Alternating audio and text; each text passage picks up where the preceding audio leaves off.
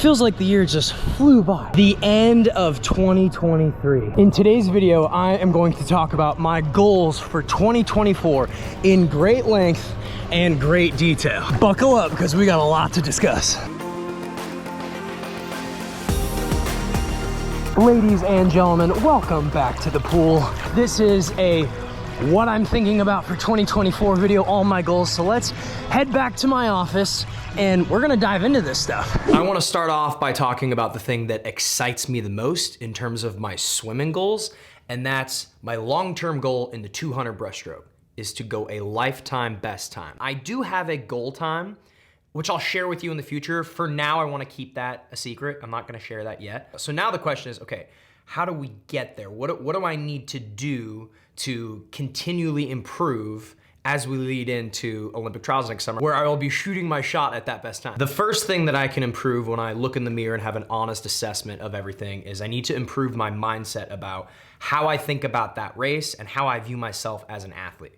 What I mean by that is, for years I viewed myself as a sprinter, as someone who trains primarily for the 100-meter race. I have to rewire my brain and start telling myself, no, I am much more than just that. I'm a really big believer in the mindset, in mind over matter, and in telling yourself that you can do something over and over before it becomes a reality. So I personally need to do a good job of reinforcing the I can, I will aspect of the mental side of the sport. If you practice believing in yourself, eventually that becomes your reality. And so for me, even at this age, I'm almost 32 years old, I can still improve on that. So the mindset. The next thing is my nutrition. I am very good about my diet most of the time, but I will admit that I have slipped a little bit here and there in the last couple years. The grandparents who, Axel and Cato's grandparents who live just down the road from us, oftentimes they like to give the boys treats. They like pies, they like giving them cookies and ice cream and all that.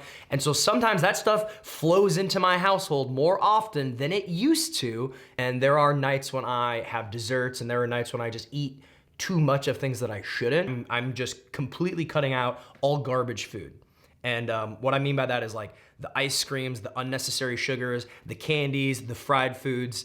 I have gone years of my life without any of those things. Truly, that's something that I need to dive back into and really buckle down on my nutrition. So that's another thing. The next big pillar is optimizing my recovery.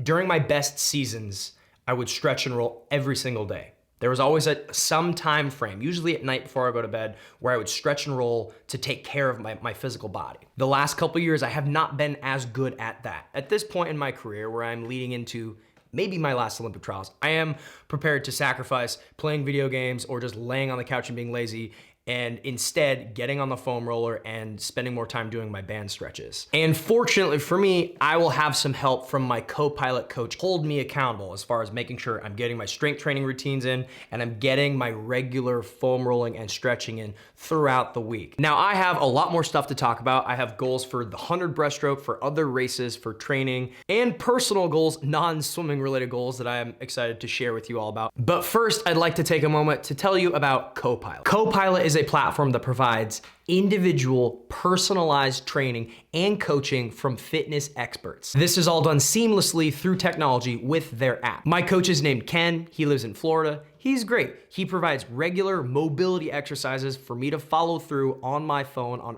whenever I can on a regular basis, as well as a little bit of strength training, accessory work for me to do just on my own. We message back and forth within the app about how things are going, what changes need to be made. That's the greatest aspect of CoPilot, is that you get a real professional coach who you can get to know and develop a relationship with to really help you along your fitness journey, whatever that is. Some weeks when I'm super busy with work here and I don't have time to drive all the way out to the gym, I can just ask Ken for a workout that I can get done right here, and I just follow through right here at home, or when I'm on the road, if I'm at a hotel, traveling, whatever it is. This is where I'm at right now. The first couple weeks of December, I was out of town at competition, so obviously not doing workouts, but now that I'm back, look, I'm on a 3-day streak of every single day. For everyone out there, the parents of young swimmers, the older veteran athletes that haven't been as consistent training, the people that need help with strength training and programming and guidance, I highly recommend CoPilot. It's a really wonderful platform that can benefit you tremendously. It's simple to use, it's flexible, and you get a real professional coach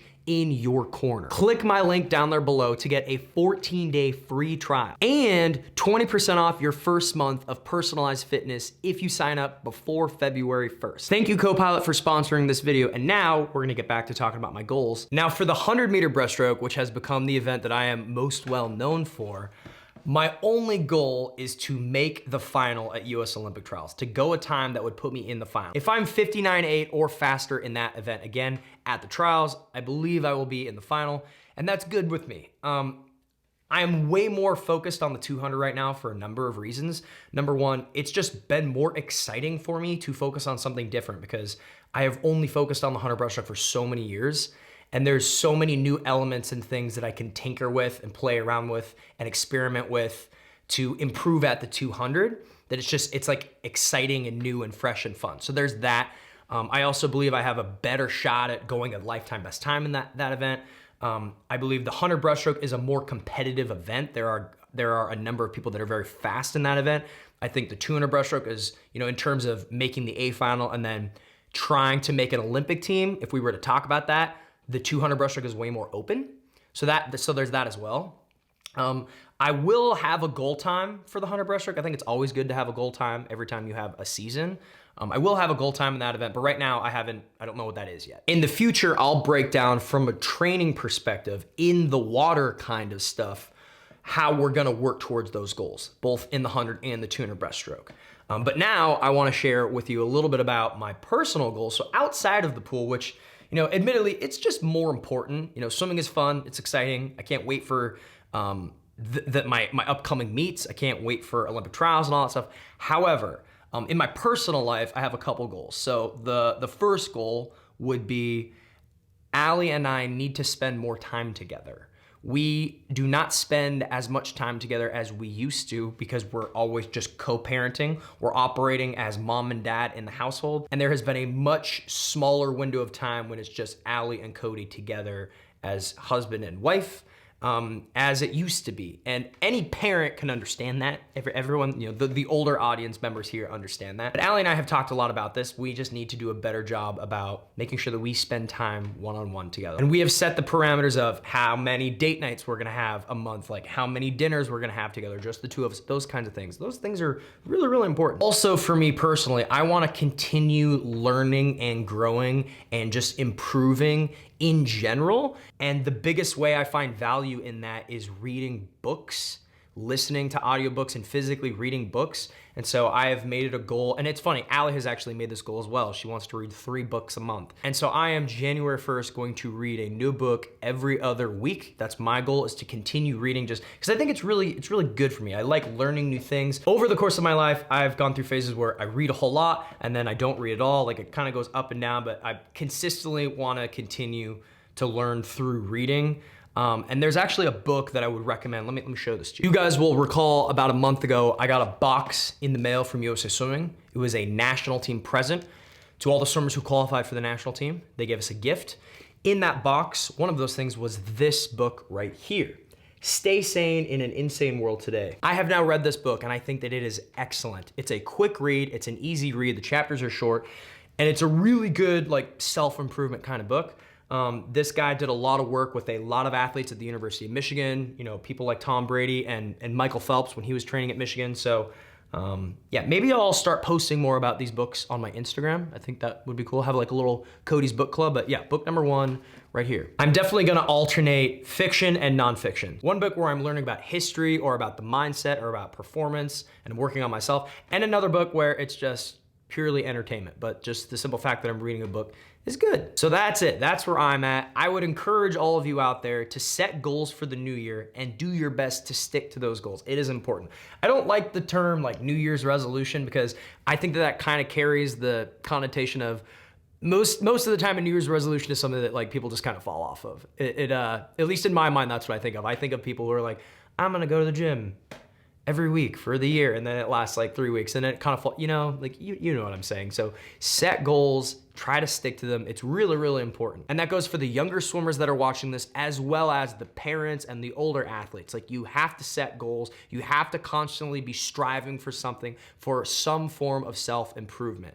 It's just, it's what we all need. Thank you, CoPilot, for sponsoring this video. I've been using CoPilot for months now and love it. Click the link below to get a 14-day free trial and 20% off your first month of personalized fitness if you sign up before February 1st. Thank you all for joining me today and this whole year. It's been a ton of fun, lots of fun vlogs, lots of fun trips, lots of fun videos, and I hope that you have enjoyed this content, because I have certainly enjoyed making it. So thank you all so very much. As always, make sure you hit that subscribe button, share my videos with your friends. That really helps me. We do have merch available on the merch store. The Polar Bear Club merch is restocked, so if you're interested, it is there. If you'd like a personalized video from me to you or someone you know for whatever reason, I am available on Cameo. I wish you all a very happy new year, and until my next video, I will see you all later.